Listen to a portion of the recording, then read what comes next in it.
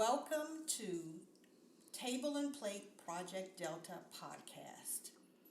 Each place has its own culture and vibe, and on this podcast, I'll be learning, exploring, discovering, experiencing, and talking about food and culture with folks in the Mississippi Delta. My first guest today is Mrs. Essie Patterson, and she's going to share her life experiences with food with us today. So, welcome, Essie. Thank you, Ellen. I'm going to ask you. I'm going to ask you a series of questions, and depending on how you answer them, we might go with these questions or we will go with whatever flow that comes from your initial answering. But please use this think of this like a conversation about food and culture and what that means to you. Okay? Good. All right. So the first question is, why do you eat the way you do? Well, I eat the way I do because it's the way I was brought up. Um, we in the South stick mainly to traditional foods that we were brought up on, and those foods are satisfactory to our palate here in the area, and it's the food that's available to us. And what kind of foods are those? We do a lot of vegetables, whereas people we notice in the larger cities always complain about the deserts. Uh, we have an abundance of fresh vegetables available to us, and by tradition, if we don't have them, we have space around our homes to grow us a few vegetables. So we were brought up surviving like that, so that's what we do. So when you were growing up, did you all have a family garden? Oh, of course, we were never without a garden, without some type of vegetable growing, whether it be spring, winter, summer, or fall. There was something always in the garden to be picked. Okay, so what kind of vegetables were those? We had greens. My father planted lots of greens for the winter, beginning the fall and winter. In fact, he planted so much that he was sort of like a truck patch man, Okay. and he sold a lot of our vegetables, the overflow of vegetables, to uh, women in the community or whole families in the community, and they were very dependent on him and his vegetables to make their meals out as well. Okay. So did your mom grow anything? Oh, yes. My mom worked beside my father all the years that she was able to, and they produced huge gardens. In fact, they didn't have to go to the grocery store as much during our upcoming because whatever we needed, they planted it, they preserved it, they canned it, they froze it for the winter months. In fact, even our meat was taken care of through growing the animal, slaughtering it, and putting it away Okay. for So did later you days. participate in any of that? All of it. All of us were required to work both in the gardens and with the preservation of food. Okay. So do you do any of that now? No, I don't do as much. When my husband and I used to plant gardens, it overproduced. And by that time, our children had grown to and gone to college. So there were an abundance of vegetables left over. And I didn't get the proper training all the way through to the end to know how to put my vegetables up other than freezing them. Okay. So I did keep that tradition going. Okay. And to this day, I'll still put some vegetables in the freezer after we grow them, but I don't do the big garden anymore because nobody comes to pick it, and I hate to see waste. Right. Okay. So getting back to when you were growing up, uh, did you learn how to cook from your mom or your dad? Well, I have to be honest with that question. Because of my early departure from home, meaning I left home at an early age and got married much earlier than my siblings. Um, I was taught to cook mainly from watching my mother-in-law Okay. and Okay. working alongside her and just sort of discovering it on my own. Okay. Was she a good cook? She was a better than good cook. She was an excellent cook. Uh-huh. An excellent cook. So the things that you learned how to prepare from her, were they driven by what your husband liked to eat or what you were interested in cooking? Because I say that because when I was with my husband originally, like my mother was a cook for as a profession, and I wasn't interested in learning how to cook because she knew how to cook. So I said, why should I have to cook? And then when I left home and hooked up with my husband, we would invite people over, and he was used to cooking because he came from a big family. So he would prepare all the food. And then people would say, oh my goodness, this food is so good. And then he would look at me and say, are you going to tell him or am I going to tell him? So that got to be a little crazy. So I said, I better learn how to cook before this man embarrasses me in front of our friends. Oh, well, no. My desire and my knowledge and having wanting the not more knowledge of cooking and preparing a meal came from, I think, our backgrounds. He's a farmer. Okay. And being around my mother-in-law and other people in the community who had very close-knit families, you learn, it's instilled in you that when they come in from the fields all day and part of the night, they're ready to eat. And they want a good meal. Not meaning, you have the 7 courses.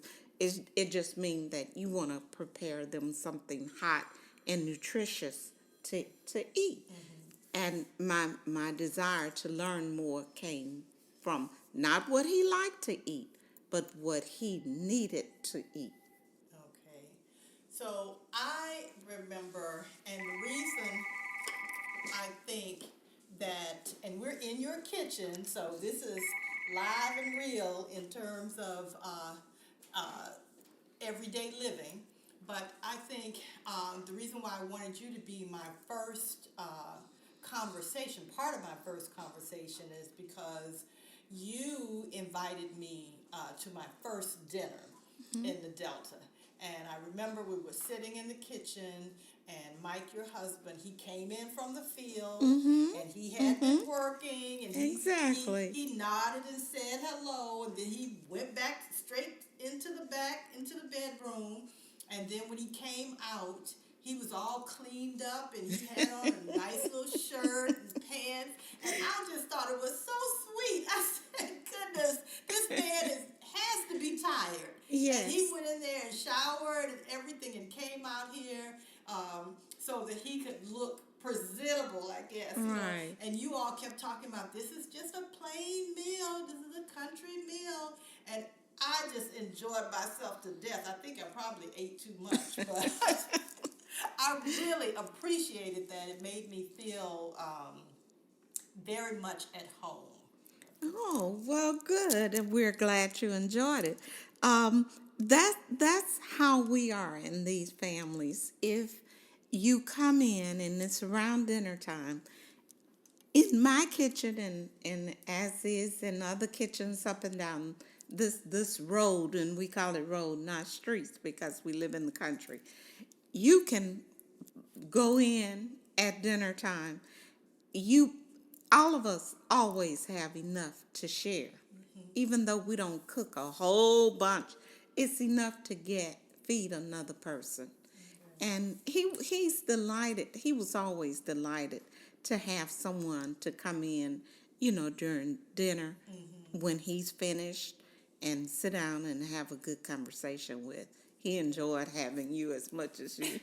But a lot of times that's not the way it goes. They don't go up back and clean up before they eat. I think that's because I was a stranger. Right, because they are so tired and Right. famished at the end of the Right. workday, Right. they are ready to eat. And I think that's why I really appreciated what he did and enjoyed having dinner with you all. So, getting back to sort of the idea of food and culture, are there any specific traditions or events centered around food that you'd like to share that really stand out? Well, in our lives, there has not always had to be a holiday per se. In order for us to get together, we came from a very large family. In any occasion or any overproduction of food at certain points gave way to a celebration. That's how it is in the South. If it's just from Sunday to Sunday, and it may be in the larger cities too, you just have a family, deep rooted family tradition. Feeding each other is a way of being family or holding family together. And we carry that tradition on today, even though our families are smaller now than what it was, and people don't, necessarily all show up as they did then, but it still goes on. Right. You still have a lot of people around when you say we're going to eat. Okay. And I think that's true everywhere, but I think one of the things that stands out to me in my experience with your family, because I kind of look at you all as my adopted family in this area, right, is the Blues Festival time. Oh, yeah. And the breakfasts that you would have at your house, and I would come, and there was like this endless flow of people coming in and out, and you have friends here who cook, and I would just be sitting and looking and saying, my goodness, but I'd be right there eating everything, the biscuits, the sausage, the eggs, not necessarily the oatmeal or the grits, but it would be like what my grandmother used to say, stick to your ribs, breakfasts, Right. And we would eat till our heart's content or our bellies were dragging on the floor, and then after that everybody would just sort of like disappear to a certain corner or chair and relax and get ready for the Blues Festival. Yeah, that started out being, I used to work for the organizations that were really close-knit to the Blues Festival people that put the festival on. And I knew from then forth that a lot of people were going to be coming in town. And you want to always capture all your friends that you met or are meeting, getting to meet. Another reason I started it way back when, it used to be a dinner the night before. Okay. But I shifted it because I wanted to put something on everybody's stomach before they go out in that hot sun with the libations that they were going to have. And that's putting it very